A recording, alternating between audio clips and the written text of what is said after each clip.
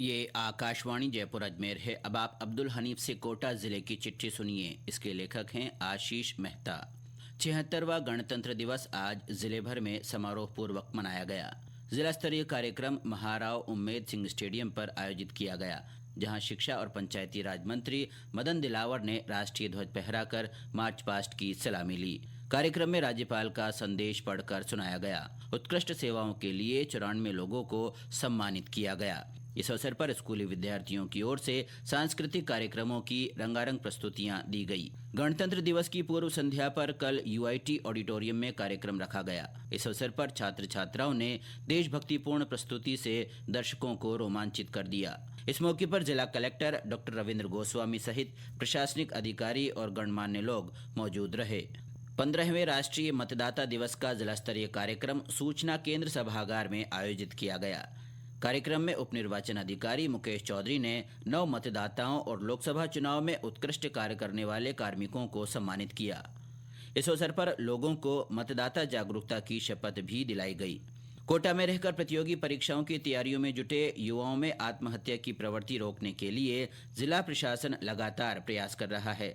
जिला कलेक्टर की पहल पर विद्यार्थियों से संवाद कार्यक्रम रखे जा रहे हैं। साथ ही कोचिंग संस्थाओं का नियमित निरीक्षण कर जायजा लिया जा रहा है। युवाओं को अवसाद में आने से रोकने और घातक कदम उठाने से बचाने के लिए तकनीकी की मदद भी ली जा रही है। कामयाब कोटा अभियान के तहत जिला कलेक्टर ने कोचिंग संस्थाओं की छात्राओं के साथ रात्रि भोज कर संवाद किया।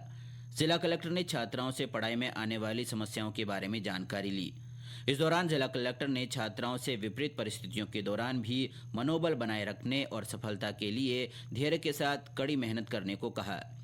राज्यपाल और कुलाधिपति हरिभाऊ बागड़े कोटा विश्वविद्यालय और वर्धमान खुला विश्वविद्यालय के दीक्षांत समारोह में भाग लेने के लिए कोटा पहुंचे। उन्होंने युवाओं को नवाचार करने और देश तथा समाज की जिम्मेदारियों का कर्तव्य के साथ निर्वहन करने को कहा। पंचायती राज और शिक्षा मंत्री मदन दिलावर ने पिछले दिनों लाड़पुरा की भंवरिया ग्राम पंचायत में जनसुनवाई कर आम जन की शिकायतें सुनी। इस दौरान उन्होंने प्रशासन, गांवों के संग शिविर का अवलोकन किया और सुविधाओं का जायजा लिया। श्री दिलावर ने ग्राम पंचायत कालियाखेड़ी, मंदलिया और कोलाना के लोगों से भी मुलाकात की और अभियोग सुने। इस अवसर पर शिक्षा मंत्री ने लोगों को प्लास्टिक के उपयोग से बचने और हरियालो राजस्थान अभियान के तहत लगाए गए पौधों के संरक्षण की शपथ दिलाई।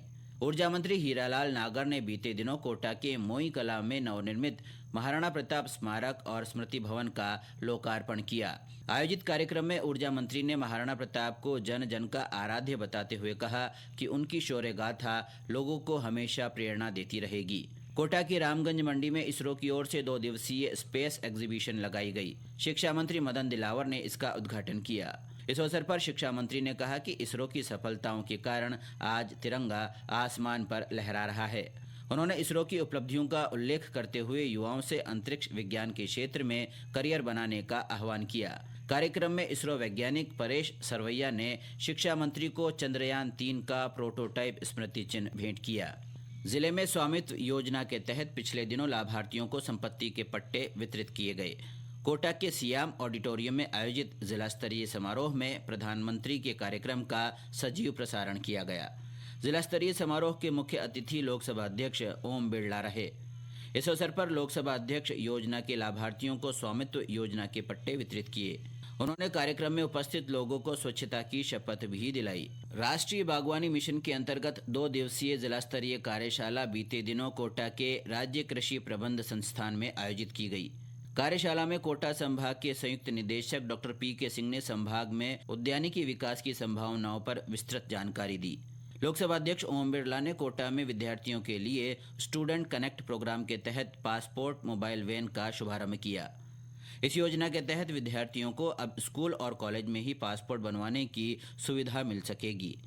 इसके तहत शहर के प्रमुख शिक्षण संस्थाओं में पंजीयन शिविर लगाए गए।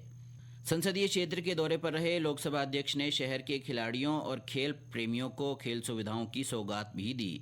उन्होंने गुमानपुरा स्थित बहुउद्देशीय स्कूल में 1.25 करोड़ रुपयों की लागत से निर्मित फुटबॉल ग्राउंड, बास्केटबॉल और वॉलीबॉल ट्रैक सहित अन्य सुविधाओं का लोकार्पण किया। नए साल की शुरुआत के साथ ही जिले भर में सर्दी का असर बना रहा। न्यूनतम तापमान में उतार चढ़ाव के बीच कोहरे ने जिले वासियों की दिनचर्या प्रभावित रखी। इसी के साथ कोटा जिले की चिट्ठी समाप्त हुई।